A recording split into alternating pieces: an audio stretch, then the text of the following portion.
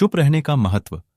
दुनिया की सबसे तेज छुरी हमारी जबान है और दुनिया के सबसे खतरनाक हथियार हमारे शब्द हैं, जो बिना किसी का खून बहाए लोगों को अंदर ही अंदर मार सकते हैं। हमारे शब्द हमारी ताकत हो सकते हैं, उसी के साथ यह हमारी सबसे बड़ी कमजोरी भी हो सकते हैं। अगर हमें नहीं पता कि कब, कहां और क्या और कितना बोलना है, यदि हम सही समय पर सही इरादे के साथ सही शब्दों का प्रयोग करते हैं तो यह हमें एक सफल व्यक्ति बनाता है। लेकिन अगर हम सही समय पर सही इरादे से सही शब्दों का इस्तेमाल नहीं करते तो यह हमारे जीवन को नर्क से बदतर बना सकता है।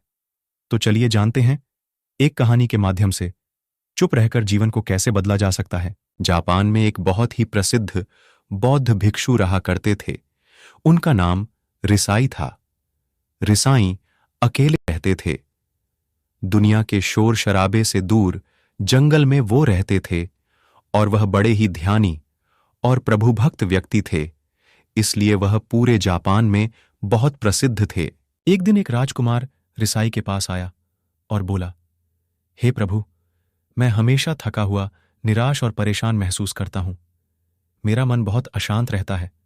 हालांकि मेरे पास सब कुछ है, दौलत, शोहरत, सुख सुविधाएं, जो हर व्यक्ति चाहता है या पाने की चाहत करता है, लेकिन फिर भी मेरे अंदर इतनी अशांति और चिंता क्यों है? रिसाई ने उसकी बात बहुत ही ध्यान सुनी और कुछ सोचने के बाद कहा, तुम इस प्रश्न का उत्तर जानते हो, बस तुमने कभी इस प्रश्न को हल करने की कोशिश नहीं की है।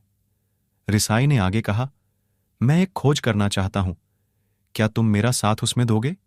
इस खोज के बाद तुम्हारे जीवन में किसी भी तरह की अशांति और चिंता नहीं रहेंगी। यह बात सुनकर राजकुमार बहुत खुश हुआ। उसने रिसाई से कहा, बताइए, मुझे क्या करना होगा? अपने मन के शांति के लिए मैं कुछ भी करने को तैयार हूं।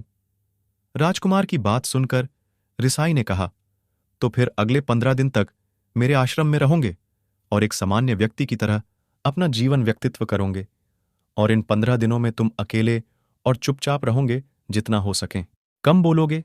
राजकुमार सहमत हो गया। पहले दिन राजकुमार को लगा कि उसका मन सामान्य से अधिक अशांत और विचलित है।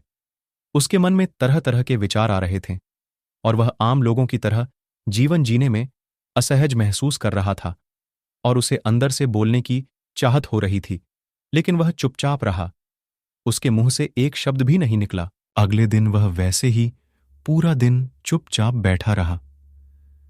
अगले 2-3 दिन बस वह चुपचाप बैठे रहता, लेकिन रात होते होते उसे अंदर ही अंदर शांति का अनुभव होने लगा। उसके लिए यह अनुभव अजीब था। वह खुद से पूछ रहा था कि वह अंदर ही अंदर इतना खुश क्यों है। अगले दिन राजकुमार अकेला चुपचाप बैठा रहा और वह प्रकृति को निहारने लगा। वह पौधों को, फूलों को, आकाश में उड़ रहे पक्षियों को देख रहा था। वह अपने जीवन में पहली बार यह अद्भुत दृश्य महसूस कर रहा था कि उसके आसपास कितनी सुंदरता है। अब वह दिन भर प्रकृति की सुंदरता को निहारता रहता और ताजगी महसूस करते रहने लगा था। इसी तरह से 10 दिन बीत गए थे और उसके मन की सारी बेचैनी, सारी हलचल और सभी तरह के तनाव गायब हो गए। 11वें दिन की सुबह राजकुमार फिर से एकांत में बैठ गया और कुछ ही मिनटों में उसकी आंखें अपने आप बंद हो गईं और वह गहरे ध्यान में चला गया। वह पूरे दिन वहीं पर ध्यान लगा के बैठा रहा और गहरे ध्यान में डूबा रहा। ना कोई शब्द, ना कोई चिंता। राजकुमार भीतर से असीम शांति और आनंद से भर गया।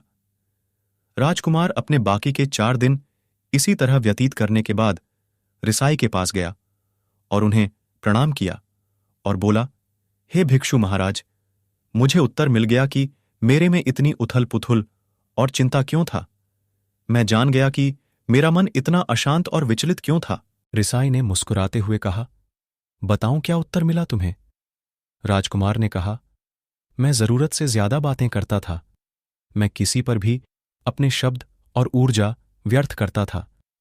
मैं दिन भर अपने लोगों से फालतू बातें करता और अकेले में उन्हीं लोगों के बारे में सोचता रहता था। ज्यादातर समय निगेटिव बातें सोचता रहता और इस तरह से मैं अपना समय बर्बाद कर देता था। ज्यादा बोलने और निगेटिव सोचने से मेरा मन अशांत और बेचैन हो गया था। इसी वजह से मैं किसी काम को ठीक से नहीं कर पा रहा था, जिसकी वजह से मैं हर काम में असफल होने लगा। और फिर इन्हीं लगातार मिलने वाली असफलताओं की वजह से ही मैं उदास और चिड़चिड़ा हो गया। इन्हीं सभी चीज़ों के वजह से मेरा जीवन बर्बाद हो रहा था। यहाँ पर हुए 15 दिन मेरे लिए पूरी तरह से अलग थे। मुझे कुछ अलग ही एहसास यहाँ पर हो रहा था। अब मुझे ऐसा लग रहा है मैं अपना जीवन पूरी तरह से जी रहा हूं, लेकिन इसके पहले मैं अपना जीवन गलत तरीके से जी रहा था। जीवन में खुद को जानना और समझना बहुत जरूरी होता है, जो मैंने पिछले 15 दिनों में अनुभव किया।